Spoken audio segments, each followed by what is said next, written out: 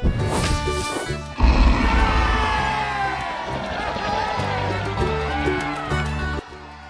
one, come all, to our stupendous and revolutionary new magics.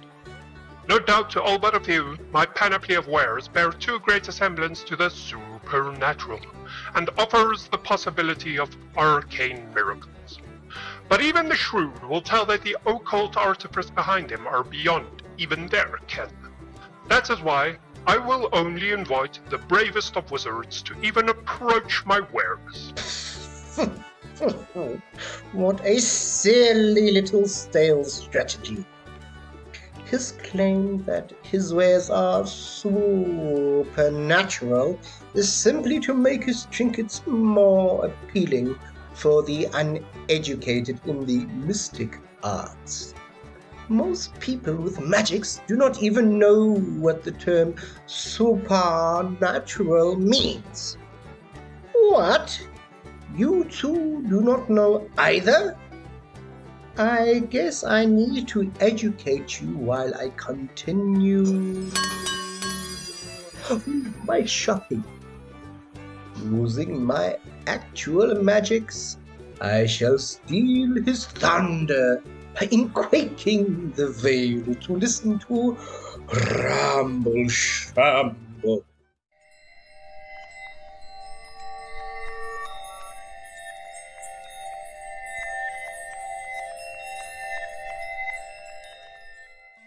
Good day, everybody. Welcome to another episode of Ramble Shamble. Today I'm joined again by my most frequent co-host, because he's my only co-host, Mackie. Hey, we have a number of people that come on this show, so don't blame me that I'm the most frequent. I feel like we are partners in crime. but they are guests. They're not co-hosts. I think there's a difference between the two. No, 100%, I can agree with that. But this February is known as the month of love, and that's when we are recording this. But I don't really go with those lovey-dovey vibes in February. In fact, most of the year, I don't really go with those lovey-dovey kind of vibes.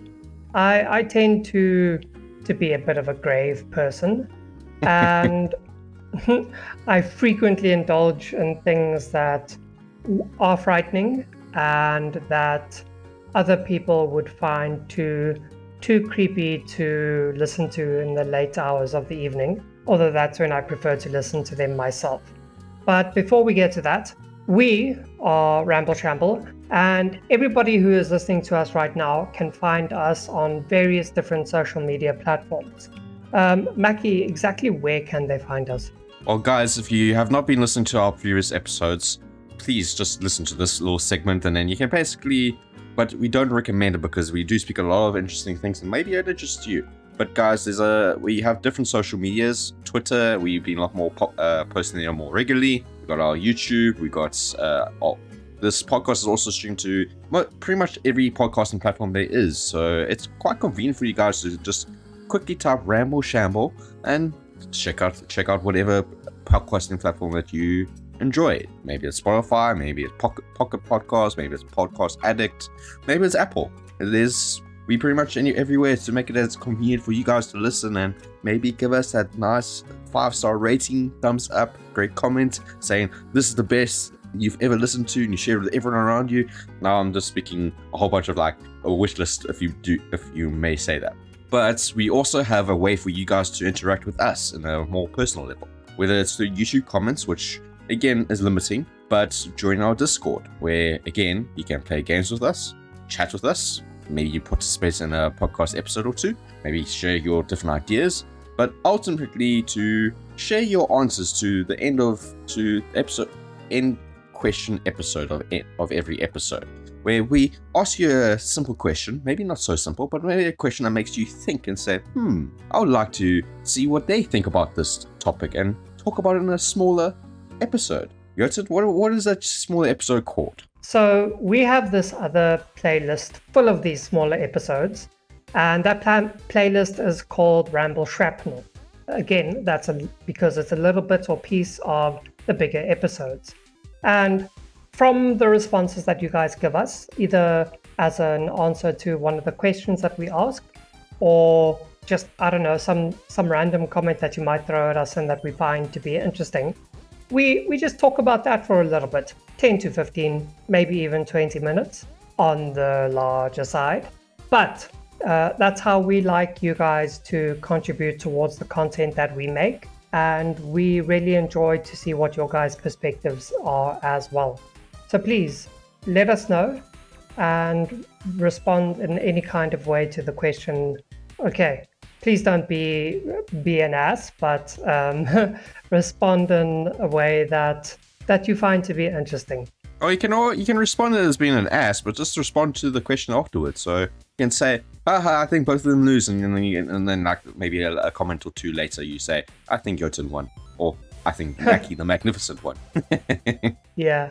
Okay. So getting back to creepy things. Now, I don't know if it's really creepy. For most people it would be. But I am really, really fascinated by supernatural things and supernatural creatures. And when I introduced this topic to you, tell me, did you find any kind of distinction about or between supernatural creatures and other kinds of creatures? I know where you're trying to lead this conversation to. I know fully where. So I just want to make a note here. I'm not going to argue with you, but I would like to see what you're able to extract. So, audience, I just want to state here that in a previous episode, Jotun complained and made a big huff of me restricting him of what we can and cannot research about the perfect animal that we think is the smartest. And he says, oh, look, you're so restricted. Now, he did the same thing to me, and it was a little bit more like ambiguous. So, Jotun made the distinction between cryptids and supernatural creatures. And me being less informed, I searched up the definition of what a cryptid is and basically landed up stating it's a creature that has no scientific disproof or scientific proof of its existence. Now, that's quite a broad definition, because that means that anything based like from a unicorn to anything really that we have no proof of it being existent nor disproves its existence falls under the category, whether that be werewolf, vampire, etc., etc., etc. But then I did some more digging and pounded on Jotun's door saying, give me something that makes this definition more refined, because what's the difference between 1 and 2, between supernatural and cryptid? And I landed up on a Reddit post, which was very amusing, because a similar person said, so this is the definition of what a cryptid is, and it goes on asking people what's the distinction between supernatural creature and a cryptid. And some people say, oh, it's based on their origin of where they came from, so if they were folklore or not, or if they were more recent, or if they fall under a separate category which falls under like supernatural evil creatures like Slenderman. Slenderman doesn't fall under supernatural or cryptid, and it goes on and on and on. But the one definition that brought like calmness to my mind was thanks to Jotun, but also this other comment that came from that same Reddit post stating supernatural, very basic, is anything that involves magic or something that kind of clearly that's not, it's more, a cryptid is less magical, so that's how I understand it, at least. So anything that involves like really something, an influence of magic or some supernatural power, comes into the form or more towards supernatural. And cryptid is something that's more tangible, so something that we have a belief that it does exist, but has no like supernatural or magical influence in it. So Medusa, in a way, could be classified as a supernatural creature. That was a big rant from myself. Yeah, so that's a nice way of describing it. I'm glad that you were able to walk a bit of a long road in order to reach that conclusion. So, but that is also mainly how I look at it myself.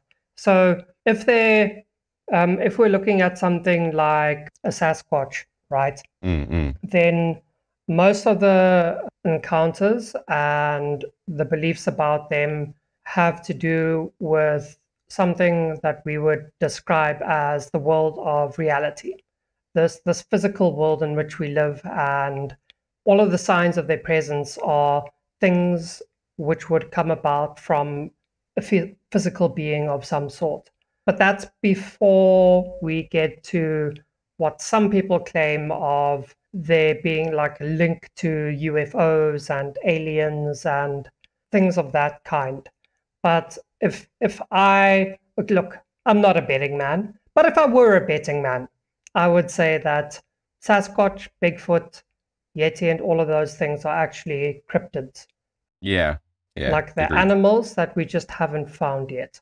100%. Yeah, and I think that for the people who claim that they have something to do with aliens, it's something interesting to listen to, but by the principle of Occam's razor, I would rather think that aliens would be investigating that cryptid rather than being like a slave of them or something.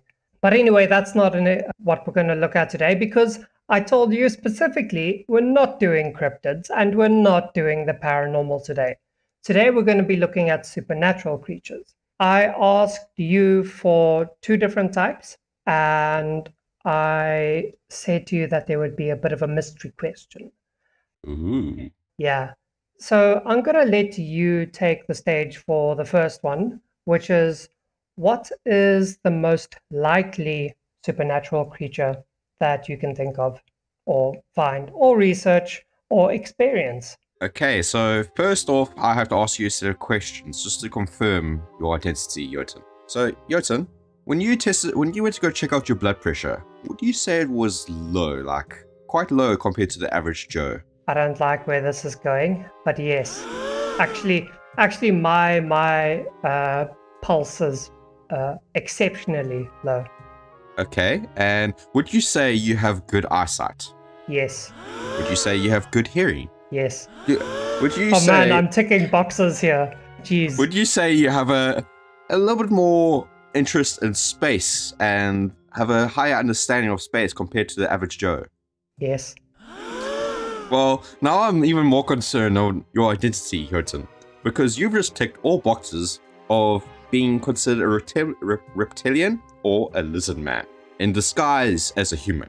Your signs of where lizard men, I don't know if you've heard of them. I suspect you have, because when I was looking at the signs of identifying, you ticked awfully a lot of those boxes, because I don't tick all those boxes anymore because I'm short-sighted, so I don't have good eyesight. So I don't tick that box anymore. And my blood pressure is generally average. And you just admitted on live podcast that your blood pressure is unusually low. Yeah. Not only that, I'm going to steel man your argument here, although I neither confirm nor deny anything. Okay. I also get cold very easily and hate being in cold places. Yep. I languish in the sun and actually become hyper in the sun compared to other people who might feel less energy when they get a bit too hot. And I have been known to occasionally just flick out my tongue every now and then. No, that's just that last one isn't true. But all the rest are, yeah, those are true. And just for the audience at home as well, I think my resting heart rate, like if it gets measured while I'm sleeping, is something like 46 or something like that. That's and good. Even if I just like relax with meditating or something like that, then it's like in the low 50s. So it is good, but I have to be careful, because any lower than that, and it could actually be a health risk. Oh, I can imagine. Or you get to that perfect Zen state where like you reach ultimate like human, like you just like perfectly in sync with your body. Like it's neither death or alive. So you're just in the perfect state where your body's like in perfect harmony with everything. And then it's like no heart rate, because like there's nothing wrong. But why does the heart even need to? It's just chilled. It's just there. would be the perfect person to bring along in like a zombie apocalypse where they like base everything by like heartbeats and pulse. You'd like be invisible to everyone. You'll be like casually walking through the crowds of screaming people, and you're like just walking there with your hands clasped together, all zen-like, and then everyone's like, why is he not like being targeted by the zombies? And like zombies can't see it all. He has ascended. Yes, 100%. Okay, so for the ones at home, lizard people are basically the conspiracy where humanity is controlled, a bit like Illuminati, but Illuminati would be the lizard people. So lizard people are, by basic description, are humanoid in nature, much consider, I would say 50% bigger than a normal human, and have a reptile head, normally a snake head. It could be a lizard head, but generally a snake head. And these creatures have been claimed to come from out of space and came to Earth in the very early evolution, and they orchestrated a lot of things from the behind the scenes, assuming identities because they have the power of shapeshifting, so they can shapeshift into someone, or some people like to say that they kill the person and take their skin and wear their skin. So that's a possibility. But lizard people, the reason why I'm so based on Jotun's quick topic here is that what is the most likely? I think out of all the supernatural creatures, lizard people seems the most possible because they have this, the way that they structure lizard people is very much like there's a higher order of something controlling the rest of the populace. And I have to admit that I believe that there is a higher order beyond just our presidents or leaders, where there's a higher financial organization or some higher group that are in the top elite, and they just dictate everything. And I have to admit that I got that kind of like realization from the show from Netflix. I think it's Without a Job, or it's the super. Jeez, I forgot the stinking name, and it always happens when I'm busy recording. And it's like, Pfff, I know this name. I'm going to mention it in the show, and then I forget the name. But it's a very good show where it's all about like the secret behind the scenes of what's actually happening behind the controlling government. And it's an animated show. I think it's Without a Job. It's something like that. Inside Job. That's it. Thank you. Inside Job. And a very good Netflix show that I really enjoy.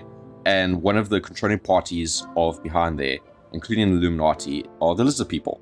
And in a way, what are the other people called? The ones that aren't the Illuminati, but the Order itself? Yes, Pfff. Yes, I haven't watched it in a while. I know season 2 came out recently, but I have not watched it. Let's just call them the organization. The organization, I like that. And but that show had sung some like strings like, hey, this is more plausible than what is it like other ideas that I've like thought, no ways, it's not possible. This is like, whoa, this is actually raises some interesting points. So to give a bit of description, lizard people have basically two abilities. Ability to disguise, so like I say, transform, shapeshift, but journey into humans just to make it more comfortable when interacting with humanity. And they also have the ability to climb a surface like any like lizard, or generally some lizards can do. A bit supernatural in that way. But there's one incident where people want to claim this is confirmation of lizard people, which I have to say this incident is a bit shaky, like how does this link to lizard people, but I'm going to mention it anyways because maybe someone in the audience will tell me the exact science of like, oh, this is definitely a lizard person or lizard people incident. And so in downtown Manhattan, there was an explosion at a building called AT&T, and due to this explosion, network communication for the entire area was down for quite a while, so quite a number of days. So there's no network communication. Now, the explosion was caused by a single bomber, and out of all the possible people that could have died, it was only the bomber himself that died. Based on the bomber's background, he has some very extra paranormal views of the world where he believes in aliens and a whole bunch of other things, including lizard people. Now, a lot of people are on the side that this may be a lizard person person event or incident is because they state that lizard people generally try to cover something up by mockery of the person, like really destroying their reputation as a scientist, or they completely silence everything about that incident. And while they raise that as like, well, the facts of that incident were very shaky, like nothing seemed to be concrete, or all was done by speculation of why the guy decided to bomb the building. And it's kind of a factor where lizard people will try to hide their identity, and for me it's like this could have just been a random incident, but at the same time you have to kind of think that this person maybe got too close to the situation, and the lizard people just said that we have to do something about this one person. But again, why go that extra mile to like get rid of this person if it's going to make you seem like this is more of a plausible event? Why not just like keep the person shouting nonsense and then have nothing come from the nonsense? Makes you question things. But yeah, that's my candidate for most likely to be existing, the supernatural. I forgot to mention one point, is that where the lizard people generally reveal themselves is in underground or subterranean, and obviously when they need to interact with humanity or control the events, they come up. Interesting. Okay. Although I'm questioning now because Jotun falls a lot of those categories, and he even strengthened those categories. Warm temperatures, hot climates. Yeah, again, I neither confirm nor deny anything. Okay, so I like yours, although it wasn't something that I ever thought that I even considered for this. But that's just because I can't think of everything. But Yeah. considering all of the factors, lizard people could be that. Although that's a bit of a conspiratorial vibes coming from there as well. But They're all around us. Jotun's one of them. But it's an interesting thing because I always thought of it in terms of the conspiracy and never as a supernatural creature. But you've opened my eyes a bit on that. Well, the reason why I say it could be classified as supernatural because the abilities is pretty supernatural. Like I agree with you. Yeah, definitely. Shape-shifting. Exactly, and they're very well organized. I will give you that. But the abilities are supernatural, and I felt like they could fall under that category quite close because I didn't see many, like, what category would they be classified otherwise than that? Aliens? Maybe. Possible. Yeah. No, but I think given the fact that they were that you said they are thought to have settled the planet so long ago, like eons and eons ago in the evolutionary chain, I think it would be safe to say that they are rather supernatural creatures. Sure. But my contender for this one is... Well, I'm excited for this. something that we've talked about in the past, but I didn't get into too much detail about them themselves, but more something that was a little bit adjacent towards it. Today, I'm going to talk to you guys about fairies. Fairies are, I think, one of the most likely supernatural creatures that actually exist. And I say that because of everything they're associated with, and also the widespread nature of them. Now, fairies have been drawn back to various different cultures, and in fact, whole families of cultures, namely the Celtics, the Brythonic, the Germanic, and Slavic traditions. And they are, we commonly think of, well, modern pop culture commonly thinks of them as these little humanoid things with like glowy, sprinkly wings and have a bit of fairy dust and stupid stuff like that, a la Cinderella and Peter Pan and things. But fairies are actually very different inside the folklore and the real world beliefs about them. Now, they go back to like the Middle Ages and the 1200s or the 13th century, and they probably come from even older and more diverse regions as well, because that's probably just when they were written down. Before that, people were talking or noting more like big deeds that were happening in history and things that had to do with religiosity and the faith and documentary reasons, and trade and stuff. But when they properly got to talking about different cultures and different peoples, then this kind of thing started to come about. So the different names for fairies, including Fae, which is spelled like in 3 different ways, fairy, fire, and it's all believed to come from the Latin word fata or fatum, which meant fate, as in like your destiny. And it depended on the region in which it was found. Naturally, in French, it would have been fair or fair, and is thought to have been, in that region at least, something to do with women and their magical skills. So I think there might even be a bit of a mix with beliefs about witchcraft and witches having familiars too. But I think one of the clear distinctions that can be drawn between them and other things like the familiars and whatever is that they were entirely metaphysical, supernatural, or preternatural. They're not humans, and they're definitely not animals. There's something in between.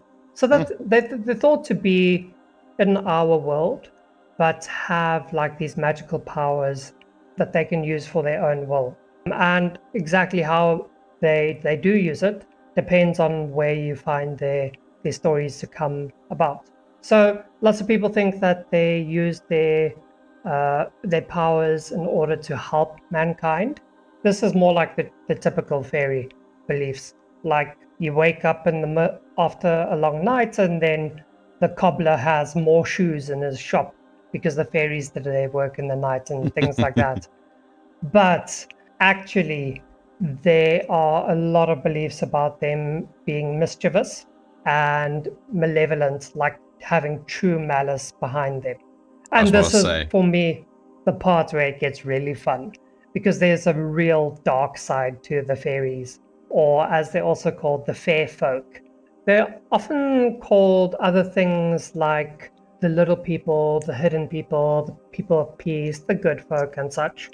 But the reason why they are called that is because they actually don't like to be called fairies or fae or anything like that. And I think they just in general don't like attention to be called towards them. And I think it's because of the differences that we see in their different temperaments between what we would view as the good fairies and the bad fairies. So yeah, calling them by their names is something that would actually piss them off. And it's not really something that you should worry about if it's a good fairy. But it's an understatement to call it a no-no for the wicked fairies. And there are 2 particular things that are really troubling about them. That's that they actually really dislike kindness, just like the concept of kindness. And for me, that's a bit off-putting. And they also really don't like humans. They really don't like us. We actually have many different ways of pissing them off.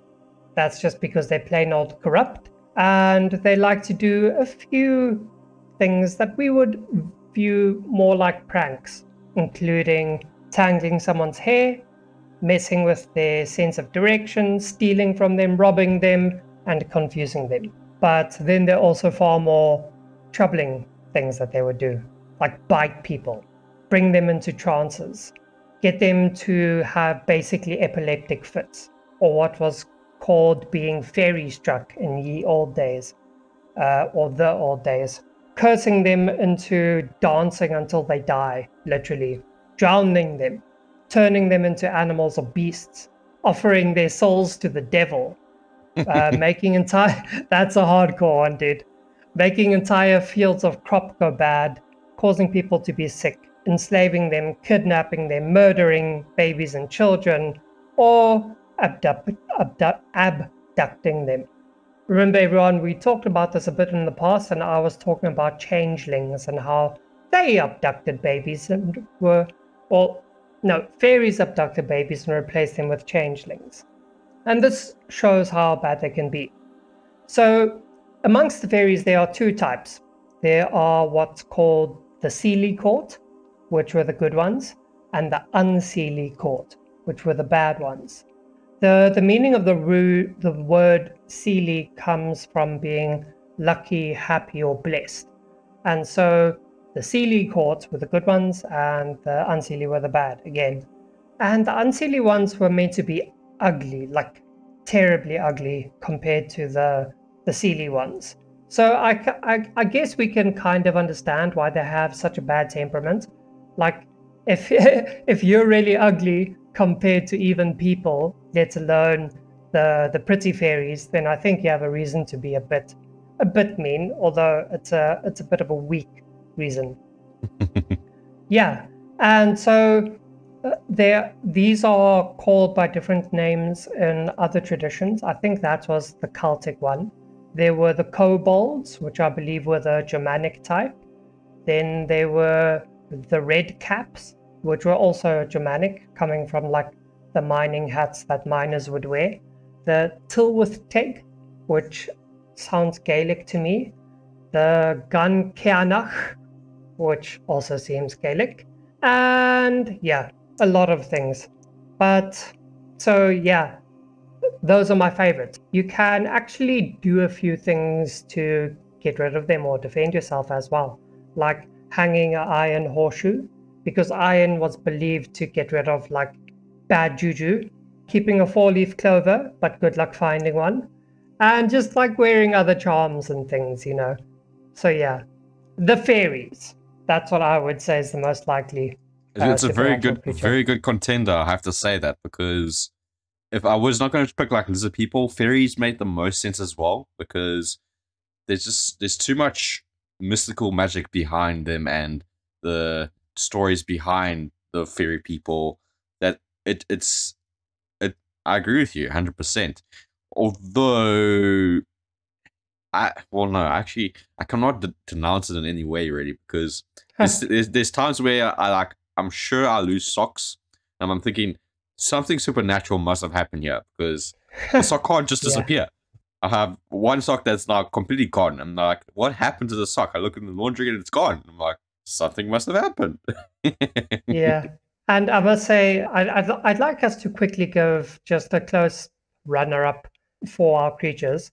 We don't need to go into detail or anything, but they're actually kind of linked to my close runner-up, just in my own opinion, because I was going to say like the witch's familiar as that. And there's actually a witch's familiar from South Africa specifically that actually tick a few boxes of the fairy. But I think that fairies could actually be witches' familiars from, you know, the old world, the Europe as well. For me, it's the Tokoloshi, but some of the similarities that I see is that witches would actually go through this process of making Tokoloshis, which is like sticking metal implements in a corpse's head and things like that, and basically raise a zombie to be this witch's familiar. But now that I'm looking at some of the things we can do to get rid of them, it says stuff like don't chop off fairy trees or thorn trees. And like if I think about it, Africa is full of acacias. Mm-hmm. So maybe that's also got something to do with fairies and that. Yeah. For people at home, acacia trees have these massive thorns. I remember like walking past them, like you step on this thing and it's standing upright for some random reason. That thing is going like almost through your foot. Yeah, I think they grow like 4 to 5 inches long. Oof. Yeah, it's creepy stuff. Very much so. But what was your brief runner-up? It would be very similar to your fairy one, but I would go more for gnomes of some kind, where they're small enough to kind of get away with antics, but they are obviously still quite magical in a certain way, because I think the gnomes have like some secret system where they're able to obviously hide and go around the world wherever they need to, and they cause mischief. But I also think that they don't need to be around humanity too often. I think that because there's Yeah. also stories where, like you say, fairies will come do clothes, fix clothes and do that kind of stuff. There's also stories where gnomes also come and do something similar, where they fix their cobbler shoes and all kind of things. So Yeah. it's very similar to fairies, but I felt like maybe fairies was a little bit too magical, and I think like hardy gnomes would just be like, these are like the men and women that would be able to do the small things that you never really understood or understand how, but they're there. Just watching. Yeah. Yeah, it's really interesting. If any of my audience goes to look at some fairy lore, the kinds of magic that they do aren't the really explicit type that we would normally associate with magic. It's more like they're able to access a place that we're not able to access, and it's more like they go to a parallel world that at the same time isn't the spirit world, and that's something which really fascinates me. I also have such great fantasy. Like, I also love that idea, and I also like say, man, I would love to go visit that world. It might be the end of me, but boy, that would be like a joy just to go walk around for like that 5 minutes before they realize human, and then they like all pile me with like their sticks and magic. I actually think that we wouldn't like it at all, because I think it's like a really cruel and dark world. If you're, well, I would think so, because why else would they want to come here? And then also, I think it's got something to do with mirrors, and Ooh. yeah, you can just imagine how backwards everything literally would be there. But okay, so the next one I'll ask you is, what's the most frightening supernatural creature that you can find? Do you want to go first, or would you like me to go first? I would like to go first because I think I might be the one that steals your one, if you would allow me. Because you mentioned it a few times during your fairy talk, and I said the most fearful supernatural. I'll try to keep this short so you can still have our mystery topic. That would be evil witches. Just the you played Blair Witch. Jotun's released one video, never released another video. Blair Witch. But he's played Blair Witch once, and coming to a theater near you. Number 2, part 2. I'm waiting. I've been waiting for so long. But coming back to the point, I think evil witches are the most terrifying things, terrifying supernatural creatures in the world. I would take any supernatural creature over a Blair Witch, or not Blair Witch, a evil witch to come and attack me, or do something evil to me, because those ladies have too much power under their arsenal that they can F you up in too many different ways, and it's limitless, because they could curse you, they have rituals, they can charm you, they can transform into your worst nightmares. Sometimes they're depicted with supernatural strength as well as super speed. The worst thing about them is that they're evil not to kind of kill you, but to cause as much misery to you as possible. And that is the worst, to be in a consistent misery state where they could kill you, they probably will kill you, but they will make it in the most painful, sadistic way possible. And witches, like you mentioned, familiars, they're smart in their own ways, but what makes me fear them more is that the unknown power they still have at their arsenal. They could do too many evil things to you that would last a lifetime, and it's just something that would cure these creatures. So witches have been depicted over in so many regions around the world, and depicted over time in many ways. Some of them lure small children. Well, quite often the evil witches lure/eat small children. They often cannibalize them, but sometimes the evil witch will just fatten them up with sweet treats and things. Exactly. And sometimes they do something good just because they thought, I'll do a favor for you, but it'll cost you later. And that is the worst deal, because it's a deal where you know you owe them, but you don't know when you're going to owe them or what you're going to owe them. But you owe them something very life-changing. You owe them. And I feel that element of them having this magic, because they're often depicted as being closely associated with a demonic being or an evil entity where they gain most of their power with. So not all witches are bad. They're obviously good witches, as we've seen in Harry Potter, if you want to classify that. But I'm focusing on evil witches because those are the witches that have been corrupted by power, greed, and they use their power primarily to cause misery and harm to humans. If you look up the definition of a witch, that's generally what the most common definition coming up.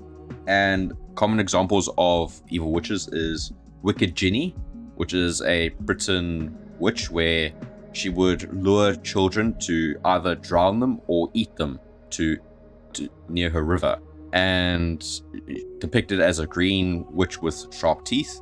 Another common witch, which a lot of people are kind of iffy on if it's either evil or good, or I think more evil than good, is Baba Yaga, which Jotun obviously can give us. Thinking. Yeah, 100%. So I actually read up a little bit on Baba Yaga, and people often think that Baba Yaga is a witch, but is a special witch. Like, she's something beyond a witch. So she's moved beyond just the simple being, oh, I'm an evil witch. She's beyond that. And I have to agree, because there's often other depictions where she's also shown to be doing good. And I think she's in a special realm. She's like a witch that just decided to embrace the crazy. Exactly, 100%. But that's why, look, I would still be entirely freaked out. But any other entity you could kind of fight off. But I feel like a witch doesn't need to fight you. It can attack you in many different ways. And having a curse that is lifelong or attacking you mentally is something a witch has the power to do. And they're not feeble, like I say. Sometimes the witches have these immense powers. It's depending on what they feel like doing to you. Maybe they're going to say, oh, you think you're strong, okay, and then you see this feeble arm come up at you and then completely destroy your arm in an arm wrestling match. There's something that's like, holy crap, this thing could just end me, but it's toying with me. It's like a cat with a mouse. It's like, I'm just going to play around with you until you either break mentally or if you break physically. Yeah, and that's actually quite true, because here in Africa, for example, there's a lot of beliefs and folklore about witches basically astral projecting themselves during like a trance state into the big predator animals that we find here in Africa. And so sometimes if you're just like their telltale signs, like bright glowing green eyes, and if you see a leopard or a cheetah or a hyena in the middle of the night and they look at that or look at you with those bright eyes and they hunt you, then you know that's a witch that's actually in a trance that's trying to kill you. But okay, wow, that's a pretty good one, I guess, or I admit. So the most terrifying one I find is one that's a bit of a trope and a cliche in culture, but I feel that probably the creepiest thing for me and most terrifying is when there's something that is similar to a human, but is animal enough that it's intelligent, and it gets that from its human side, but then also the raw physical power and stature and ferocity of the animal world. And so it's probably one of my favorite supernatural creatures, and that's the werewolf. Now, beliefs about the werewolf go back all the way to ancient Greece, and very likely even further back beyond that. And dude, I think that there's too much historical accounts of it for it to not, like, for it all to be fabricated. But it's so creepy, dude. Like the physical stature that they achieve because of being a wolf, and like if you even imagine how they run, like that loping gait of a werewolf, man. It's like a hunched over human that is able to leap like 10 meters just with its normal stride and can jump much further and higher if need be. And like the kind of damage that something equipped with the fangs and the mouth of a bear and a wolf and a lion can do if it was actually really intelligent is something that really terrifies me. Like if I wasn't a bit more secure in my environment and things, it would actually keep me up at night. And that's before you even get to the other aspects of wolves, which is like pack mentality and pack hunting. Mm-hmm. In real life, the danger of wolves in the pre-modern world was such a true reality. Like if you weren't in a secure settlement in the middle of winter, but like in a cabin in the woods or something, completely isolated, even if you had a bunch of people with you, or if you were traveling in winter with a big convoy of like 30 people, wolves were a serious threat, because in winter they would get hungry and they wouldn't have many other sources of food that were easy to come by. And so that's when predators become desperate. And when predators become desperate and pack formations, that's when things get creepy. And they're like these awesome historical accounts about the Beast of Gévaudan, which people can read up about, or Peter Stuber, who was put on trial for being a werewolf in Germany, Gilles or Guy Garnier from France, Jacques Roulet from France also. A lot of people from France, let's just put it that way. If you guys go read up about it, they're very interesting. And interestingly enough, they also have to do with witches.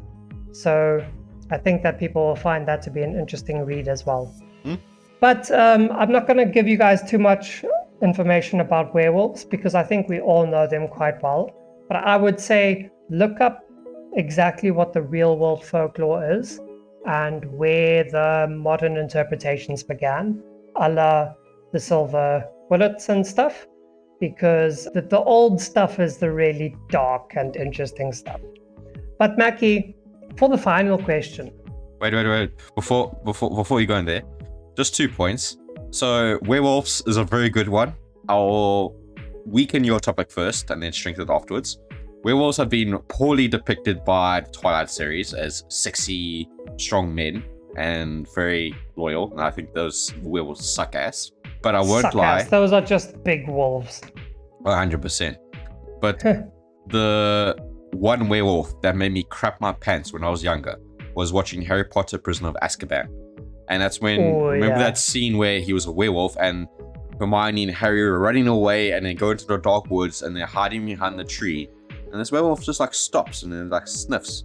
And I remember my heart and pants dropping. That I felt like I was about to cry. Werewolves are freaking terrifying. They don't often put them in like, they don't often depict werewolves in terms of a predator hunting you. And I think that's the context in which it would be truly frightening.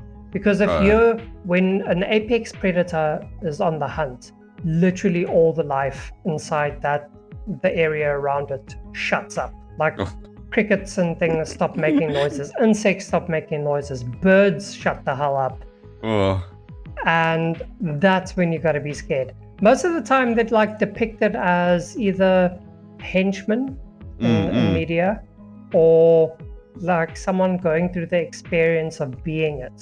But I don't think they show that much of like a not well trained, experienced predator on the loose.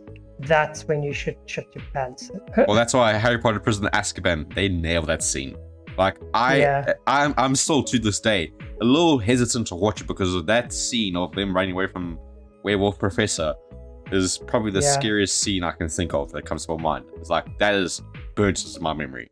Yeah, Shottle, is that both the detractor and the strengthener? 100%. More of a strengthener. I just wanted to poke a little fun and then tell you about how I 100% agree with you that a werewolf If that thing is hunting you, you will be crapping your pants.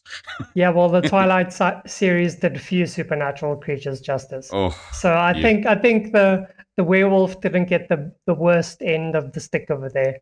Oh, 100%. So the final question: what supernatural creature do you actually want to exist? Ooh, very good question. Yeah, because normally, I thought this would be interesting because normally we hear about supernatural creatures in a bad context because they are creepy.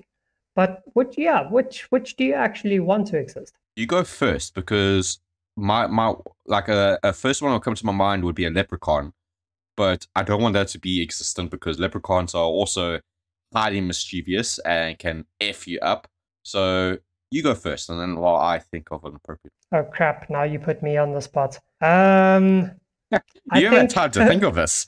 I have no idea. This is a new topic to me. Yeah. So one of the things that makes talking about supernatural creatures a bit difficult is there comes a point where we're talking about mythological things instead of supernatural things. Mm. And my gut feeling would say that I would like the phoenix to be my my supernatural creature. That's a good one. Yeah, but I do think that that is a bit more like mythology because I don't know if there are any modern encounters or sightings of the phoenix or anything like that. But I do know about the thunderbird from Native America or like Aztec traditions. And I have heard things before about the thunderbird and sightings of that. And some people do also think that it is instead a cryptid, but I don't think it would be the case. The motivation they make for that is like there's this massive eagle that used to live in the period of the megafauna in the ice age or something. And that's what they think, like the people that say it's a cryptid think it is. But I don't think so, man. Like Thunderbird and only being seen during storms and stuff, I think would be a bit more associated with the supernatural. And especially if they are believed to actually cause storms and things to come about. Mm. Okay. And yours? My one is very hard to describe because it would be a druid, a tree druid, or that kind of thing, where there would be basically people of the forest, where obviously they've been depicted in many ways of like caretakers of forests, and I would think that would be pretty cool to exist because if do you mean a druid or like a ent? Not an ent, not an ent. So okay. A druid in terms of people of the forest, not elves, like caretakers. Okay. Like they often depicted as like people who generally not like a group of people. It's generally like a single person per big forest, and they generally like walk around, make sure everyone around them is. So by everyone around them, I mean like all animal life or life in general is well protected and preserved. Looking after the forest against major disasters and damages, and they're generally considered caretakers of the forest. Like I know in Africa, there's also that legend, the legend of, I don't know what his name is, but it's basically a man formed of many pieces of animal, and he's like the caretaker of like a variety of animals, and there's like an amazing oasis, and he's like the caretaker of that. And I think druids would really be cool to be existent because having them to kind of also aid and look after the world in that way would be cool. But again, druids are not the kind of people that, they're just peace-loving hippies. Nah, they have power underneath their hands. Think of Gaia. Oh, boy, they would mess you up. Control of the earth. Ooh. But druids would be pretty cool. Okay. I never thought of them as supernatural creatures either, but look, dude, I don't agree with you that they are supernatural creatures, but I'm going to take your side here and try to explain why they are. Don't you think it's interesting how we don't have any written records of their culture and how, like, the fact that the only way to learn their traditions was through direct instruction? Like, they were an order of people, but the fact that we lost all knowledge of them because it wasn't written down, and you had to be like actually go through the ceremonies and things and be taught by them yourself. I think the fact that there's no accounting of their ways and the things they did, like including the magic, I think that is a reason to say that they're supernatural. Oh no, because you see the one that I'm trying to think here, I'm trying to look for the right name. You see that they're not human in any ways. They're not like the human druids that we commonly think in our D&D spellcasting and all that kind of stuff. They are entities that are like born and made from the forest. I'm trying to see if there's a specific name. Leshy, like the Slavic one. I'm trying to look for the Leshy. Sounds pretty similar, but they generally like what Jotun mentioned in the previous episodes of Ramble Shamble. They like a combination of animal, forest, and human, and they've been depicted in large parts of Europe as the caretaker of forests, and that's why I think that they could fall more into the classification of supernatural, because they possess magics, they possess talents and skills that are way beyond any human. And I know we have the word of druid in the human society where they are like healers and people of the cloth and that kind of stuff. I don't know the right name to distinguish between them besides saying they're forest druids. And intimately then the scrapinets. You see, I don't find a nice enough name to kind of say this is what you must look up, because if you guys look up forest druids, you'll find them quite different to being depiction from humans. Yeah, that's the thing. It's hard to, like, the culture druids are also something there, but again, you guys can obviously debate. Like, I think you're talking about the Leshy. Most likely. Yeah. And even if you're not, I think that it's close enough to the idea. And it's something that most listeners, granted they are interested in this kind of stuff, will already be familiar with as well. Although Leshies are also pretty scary. Like, they murder people if you banter the forest.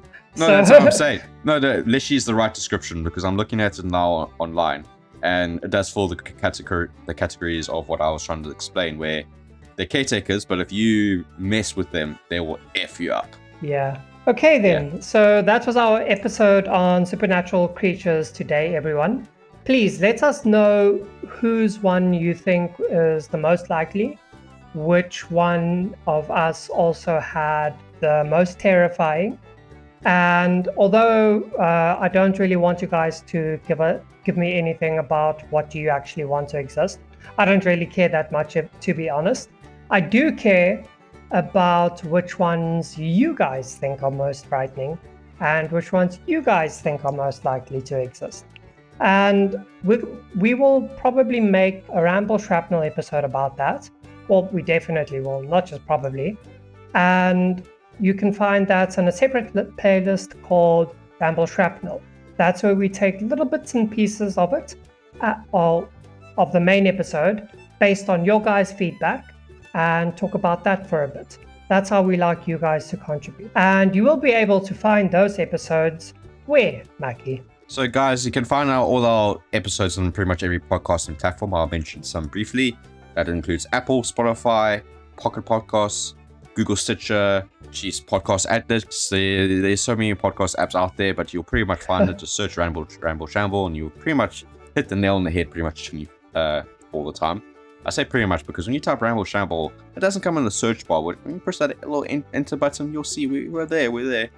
And we also have a YouTube channel, which you guys can find quite easily, and subscribe and hit that like button, obviously. And guys, don't forget that we also have a Discord channel. It's a way for you guys to come chat with us, play games with us, join us in certain podcast episodes if you want to. Maybe tell us certain podcast ideas that you would love to hear us speak and ramble all about. And again, guys, we try to release these videos as often as we can on every Thursday.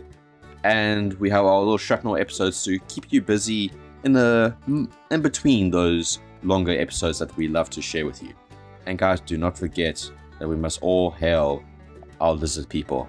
I hope I have pleased you, Master Jotun, lizard people leader. Yes, very much so. My most astute subject.